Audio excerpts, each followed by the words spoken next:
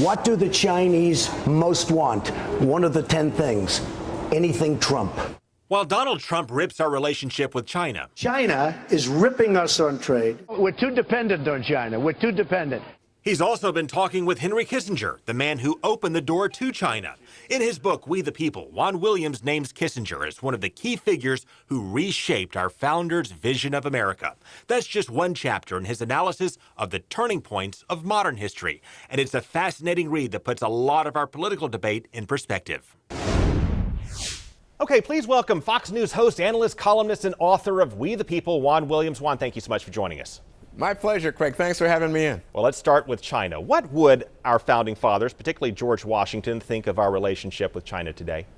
I think his hair would stand on end. I mean, remember that in his farewell address, he cautioned against foreign entanglements. He said, we should really take advantage of the blessing of having oceans that separated us from Europe and all of their political rivalries and hatreds, and establish ourselves as an independent sovereign nation. That's what George Washington wanted for the United States.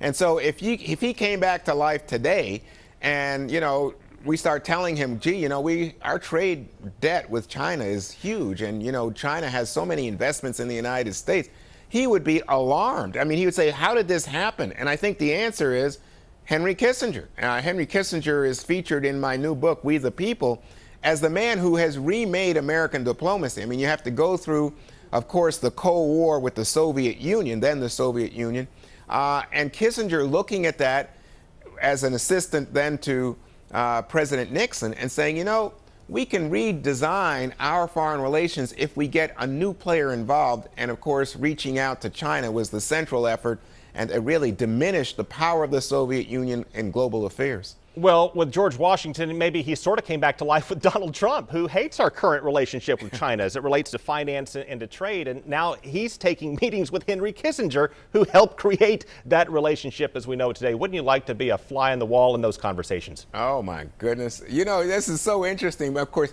Kissinger is a Republican, and I think that what Trump was doing was signaling to Republican leadership around the country that he was being serious about becoming president of the United States. He was going to go to the guru, the man who stands at the top of the foreign policy establishment in our country, Henry Kissinger, and sit at his knee and get some information, learn something.